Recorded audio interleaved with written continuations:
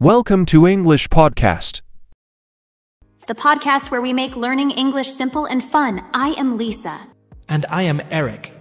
In each episode, we explain 5 English words and phrases in a way that's easy to understand, even if you're just starting out. So, let's get started and make English simple together. What are the words today, Eric? The first word today is take to something or somebody. Then, we will continue with to be up for something and to be into something. Then, don't get me wrong. And the final one is it's a steal. Wow, Eric, these are all widely used expressions in spoken English. Yes, Lisa, they are very useful and very common in daily English. Okay, let's start with the first phrase, Eric. The first word is take to something or somebody. Take to something or somebody. Take to something or somebody. It is a phrasal verb, and it has 2 meanings. The first meaning is that when you take to someone, you become friendly with them quickly. It's like warming up to someone quickly. For example, I took to our new neighbors very quickly. They're so warm and welcoming. Or, the 2 dogs took to each other immediately and started to play. Here, the dogs formed a liking for each other right away. That's a clear explanation, Eric. What about the second meaning? The second one is to start doing something regularly, like getting used to something. If you start doing a new hobby and you do it often, you can say, I took to it.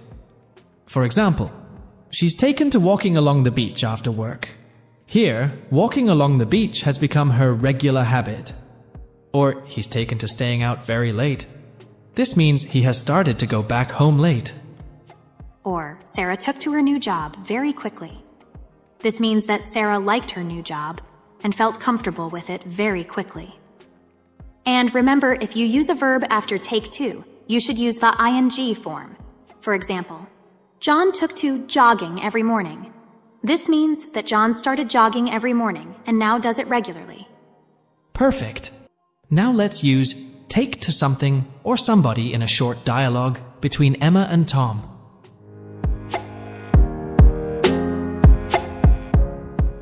Hey Tom, I saw you at the gym yesterday. How was your first day?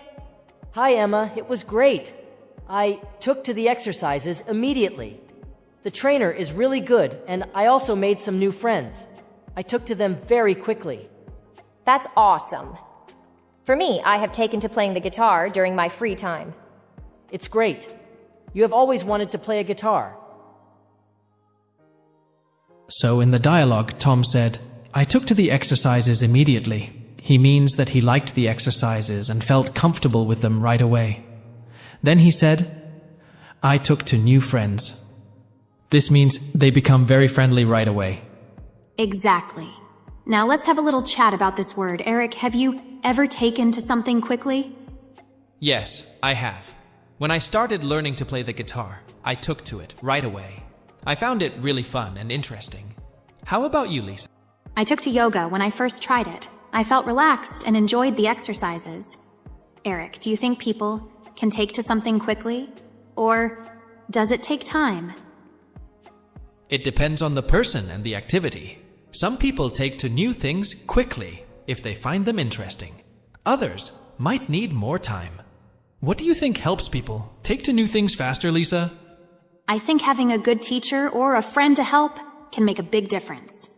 Also, being open-minded and willing to try new things can help a lot. That's a great point, Lisa. And for our listeners, remember that take to something or somebody means like it quickly or starting to do it regularly. Try to use it in your own sentences and write them in the comment section. Okay, let's move on to our next word, Eric. The next word is to be up for something. To be up for something. To be up for something. I am up for something means I am willing to do something, or I am interested in doing something. You say this when you are ready and excited to do an activity. Great. So, I am up for something is a fantastic phrase. When you say this, you're expressing that you're willing and ready to do something. It's like raising your hand and saying, count me in, or I'm game. Imagine your friends invite you to a spontaneous picnic and you're excited to join. You can say, I'm up for it. Exactly. And this phrase is all about being ready for new experiences or activities. You can use it in various contexts. For example, hey Lisa, there's a salsa dancing class tonight. Are you up for it? Or, I'm up for trying that new Thai restaurant downtown. How about you? Precisely. And sometimes it's about expressing enthusiasm. Like, I'm up for a movie night. Let's watch that new romantic comedy. Or, are you up for a game of chess? I've been practicing. Now, let's hear a sample dialogue using I am up for something.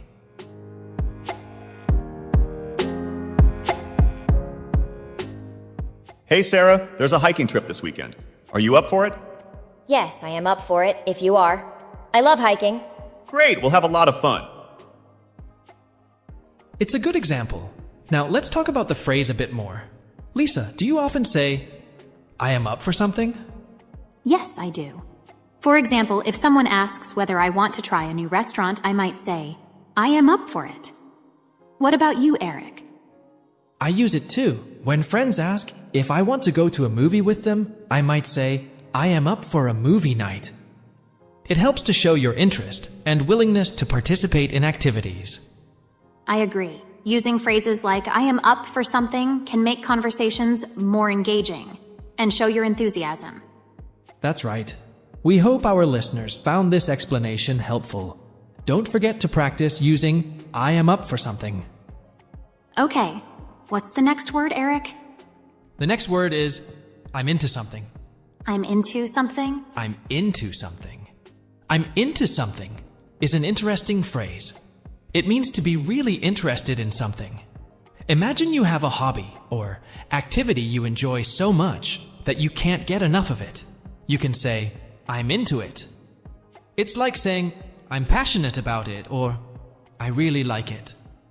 Yes, it's a way to tell someone what you enjoy. Now let's look at some example sentences. I'll start. The first example is, I'm really into cooking these days. It means that the person likes cooking very much right now. Now, the second example. She's into reading mystery novels. It means that she enjoys reading mystery books a lot. Right. And it's not just about hobbies. You can also use it for music, movies, or even people. For instance, I'm into Mozart and classical music these days. Or I used to be into soccer, but I got bored of it after I stopped playing it in high school. These are great examples, Lisa. Now, let's hear a sample dialogue using I'm into something. Hey Maria, what do you like to do in your free time? Well, I'm into photography. I love capturing beautiful moments with my camera. How about you? Oh, I'm into hiking. Exploring nature is my thing. It was a good example. Now, let's talk about the phrase a bit more. Lisa, do you often say, I'm into something? Yes, I do. For example, when I talk about my hobbies, I might say, I'm into movies or I'm into hiking. Eric, do you think it's important to use phrases like, I'm into something in conversations? Yes, I think. It is. It helps to share our interests with others and makes conversations more engaging. So viewers, that's the phrase, I'm into something. It's all about expressing your interests and passions, whether it's a hobby, music, or a person. Use this phrase to share what excites you. That's right. We hope you found this explanation helpful. Practice using I'm into something in your conversations. Now, let's move on to the next word. The next phrase is, don't get me wrong. Don't get me wrong. Don't get me wrong. Don't get me wrong means don't misunderstand me. You say this when you want to make sure that the person you're talking to understands you correctly. Yes, it's used when you want to clarify something. Now, let's look at some example sentences. Here's the first example. Don't get me wrong, I like your idea, but I think it needs more work. It means that the person likes the idea but thinks it needs improvement. Now the second example. Don't get me wrong, I enjoy working here, but the hours are too long. It means that the person likes their job but thinks the working hours are too long. Great. Now let's hear a sample dialogue using don't get me wrong.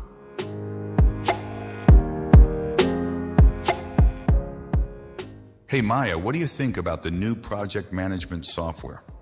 Well, Alex, don't get me wrong. I appreciate the effort to streamline things, but I still prefer our old system.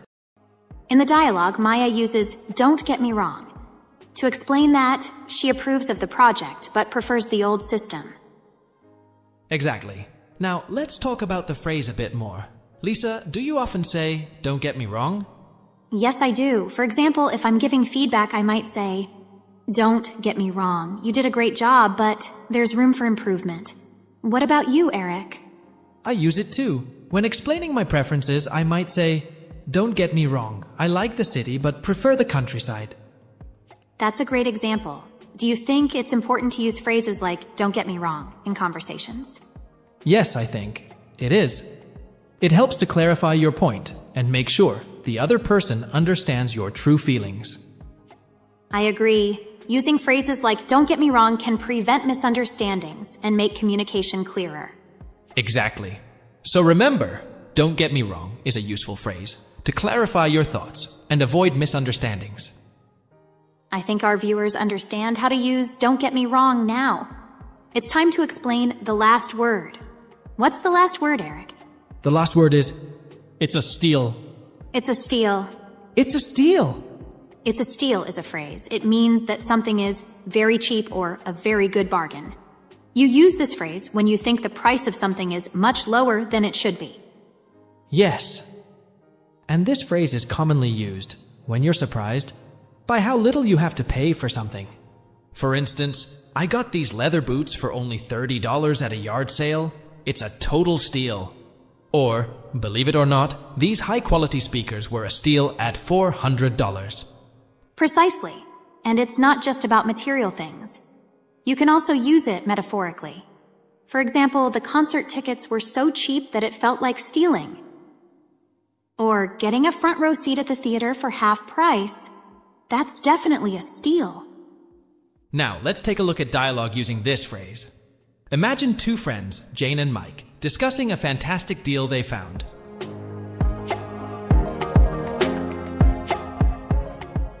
Hey, look at this jacket. It's only $15. Wow, that's so cheap. It's a steal. I know, right? I'm gonna buy it. You should. At that price, it's definitely a steal. In the dialogue, when Jane says, "It's only $15, she is surprised by the low price. And when Mike says, "It's a steal," he agrees that it's a very good deal. Exactly, Lisa. Have you ever found something and thought, "It's a steal"? Yes, a few weeks ago, I found a beautiful lamp for my living room at a garage sale for only $5. It was definitely a steal. What about you, Eric?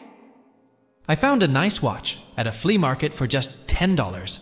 It looked so expensive, so I thought, "It's a steal." That's a great example.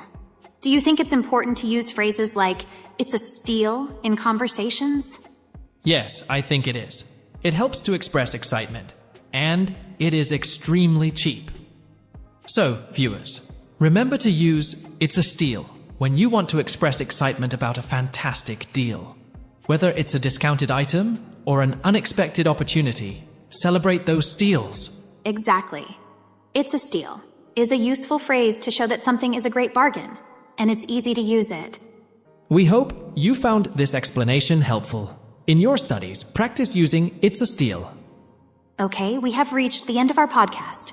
That's all for today's episode of Simply Explained English. We hope you found it helpful and fun. Please subscribe and like the video and practice the words of today. Thanks for listening. Join us next time for more simple explanations of English words and phrases. Until then, keep practicing and keep learning. Bye for now. Bye-bye. I'm Eric. Hi, everyone, and I'm Lisa. We will make English learning simple and fun. Whether you're just starting to learn English or want to brush up on your skills, you're in the right place. So let's get started and make learning English fun and easy. Okay, what are the words today, Eric? The first word today is "that'll be the day." Then we will continue with "can't get enough of" and "be tied up." Then it's not the end of the world. And the final one is We're in the same boat. Let's start with the first word, Eric. The first word today is that'll be the day. That'll be the day. That'll be the day. What does that'll be the day mean, Eric? It means that something is very unlikely to happen. We use this expression for something we don't expect to happen. And we playfully make fun of someone's statement that we don't believe is optimistic or unrealistic. For example, if someone says, I will win the lottery, you might reply, that'll be the day. Because winning the lottery is very rare and unlikely. That's a good example, Lisa. Another one. She said she would stop eating chocolate, but that'll be the day. It means that the person thinks it is very unlikely that he will stop eating chocolate because he loves it too much. Now, let's talk about some grammar points. We use that'll be the day as a response to something that we think is not going to happen. Yes, and it often comes at the end of a sentence or as a standalone response. Now, let's give a sample dialogue using the phrase. How about a conversation between two friends at a coffee shop? Sure, Lisa. Let's set the scene. Our characters are Alex and Jamie, and they're catching up over coffee. Jamie, guess what? I'm going to climb Mount Everest next month. Alex, you? Climbing Everest? That'll be the day. You're afraid of heights. No, seriously. I've been training, and I've got this. Uh-huh. And I suppose you'll be sipping chai tea at the summit? Well, maybe not chai, but definitely celebrating with hot cocoa. That was a funny dialogue. Lisa, why do you think Emma says that'll be the day when Jack talks about climbing Mount Everest?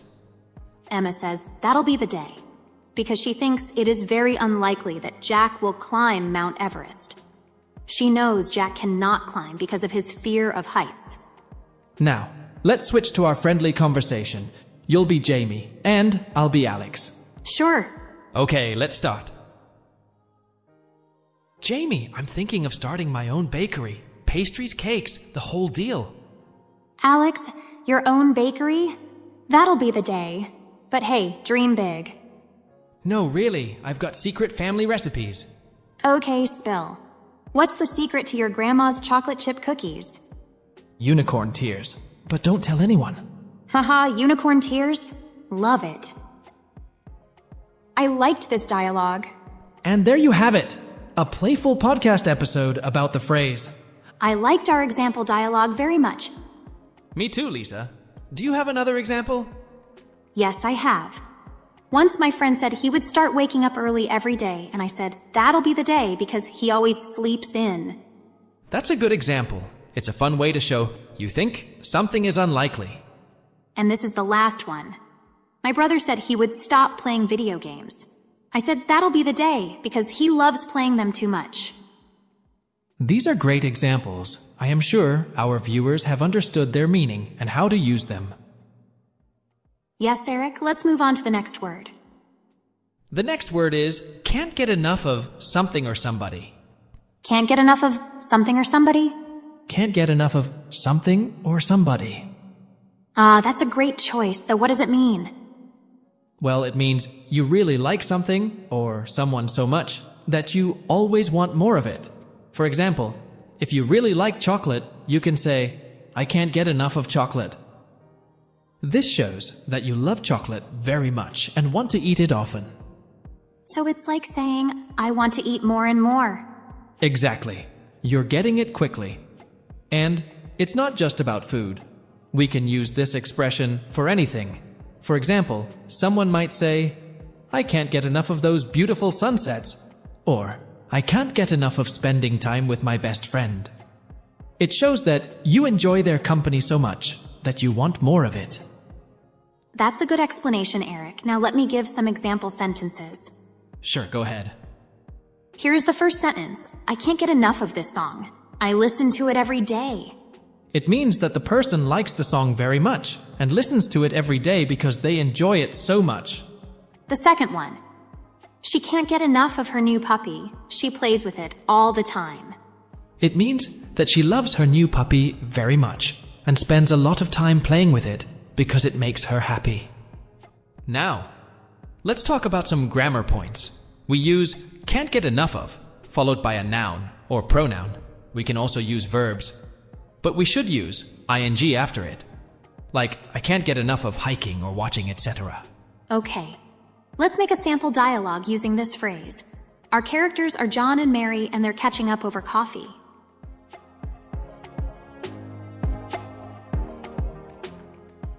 Mary, have you heard the new song by The Wave? Yes, I can't get enough of it. I've been playing it on repeat all day. Me too. I even listen to it while I'm studying. It's so good. I can't get enough of their music. Every song is just amazing. We should go to their concert next month. Absolutely. I can't get enough of their live performances either.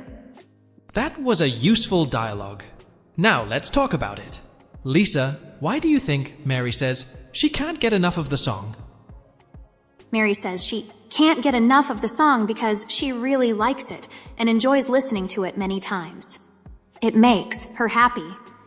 Yes. It's always good to have things we enjoy and can't get enough of. Remember, our listeners can use this expression in various contexts, whether it's about food, hobbies, or people.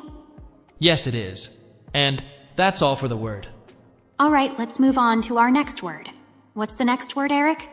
The next word is be tied up. Be tied up. Be tied up. It means to be very busy and unable to do other things. For example, if you are working a lot and can't go out, you can say, I am tied up with work. This shows that you are too busy to do anything else. That's a good explanation, Eric. Now, let's give some example sentences. I'll start. Here is the first sentence. I can't meet you for lunch today because I am tied up with meetings. Good example. It means that the person is very busy with meetings and cannot go to lunch. The second one. She was tied up in traffic and arrived late to the party. It means that she was very busy or stuck in traffic, so she got to the party late. Great. Now, let's discuss some grammar points. We often use be tied up, followed by with or in, to explain what is making us busy. Yes, and it's usually in the form of to be, plus tied up, plus with or in, plus activity. Great. Let's give a sample dialogue using the phrase. Two co-workers, Sarah and Tom, are talking at the office. Hey, Tom, can you help me with this report? I'm sorry, Sarah. I'm tied up with another project right now. That's okay. Maybe later. Sure, once I finish this, I will help you. I've been tied up all morning. Thanks, Tom. I appreciate it. That was a useful dialogue. Lisa, he says, he has been tied up all morning. What does that mean? It means that Tom has been very busy the whole morning with different tasks and projects. Exactly. It shows that Tom had no free time all morning. Lisa, do you often feel tied up with work? Yes, sometimes. I feel tied up with work, especially when I have many things to do in one day. How about you, Eric? I also feel tied up sometimes, especially when I have meetings and deadlines. It can be very busy. That's true, but it's good to manage our time well, so we don't feel too tied up. Yes, managing time is important, and we should take breaks. Because life isn't just about work, you know. Well said, Eric. Okay, let's move on to our next word. The next word is, it's not the end of the world. It's not the end of the world. It's not the end of the world. Well, when we say, it's not the end of the world, means that something is not as bad as it seems. For example, if you fail a test, someone might say, it's not the end of the world, to make you feel better and emphasize that it's not a big disaster. So it's like saying, don't worry too much, it's not the end of everything. Exactly. It's used when someone is feeling upset or disappointed. Let's hear our example dialogue. Two friends, Alex and Mia, are talking in a cafe.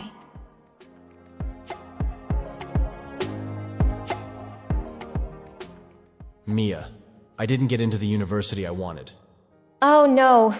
But don't worry, Alex, it's not the end of the world. I know, but I feel so disappointed. I understand, but there are many other good universities. You'll find the right one for you. Thanks, Mia. You're right. It's not the end of the world.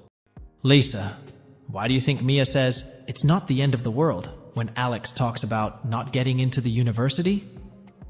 Mia says it's not the end of the world to comfort Alex and show him that not getting into the university is not a big disaster. There are other options. Exactly. It helps Alex feel better about the situation. Lisa, have you ever used "it's not the end of the world" to comfort someone? Sure. My brother was upset because his soccer team lost a game. I told him, it's not the end of the world. There will be more games. Great examples. It's a useful phrase to know. Okay, and that's all for the word. All right, it's time to explain the last word. The last word is "we're in the same boat." We're in the same boat. We're in the same boat.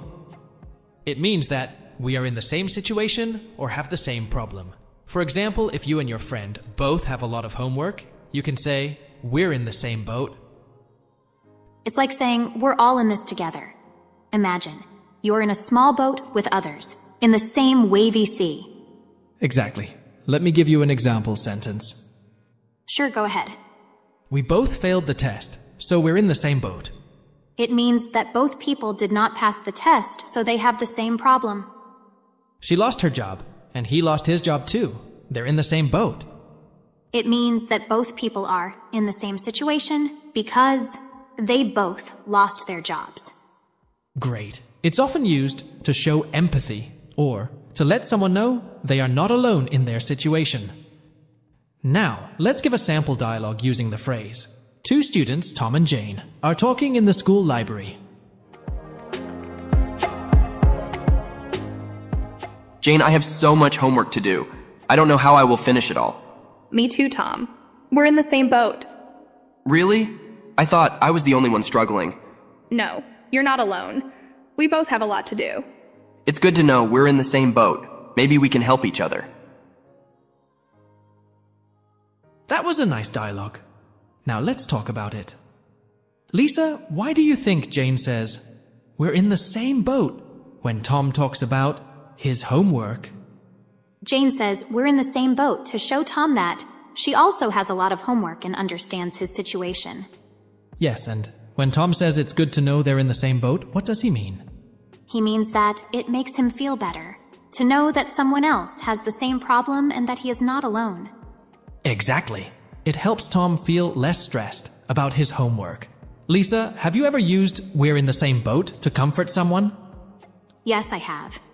Once my friend and I both had to work late, and I said, "We're in the same boat," to show that we were both in the same situation. That's a good example. It's a helpful phrase to use when you want to show empathy. Agreed. Okay, Eric, that wraps up today's episode of Simply Explained English. If you enjoyed our podcast, don't forget to subscribe and like our channel. Remember, language learning is a journey, and we're all in the same boat. Until next time, keep simplifying and keep learning. Bye. Bye-bye.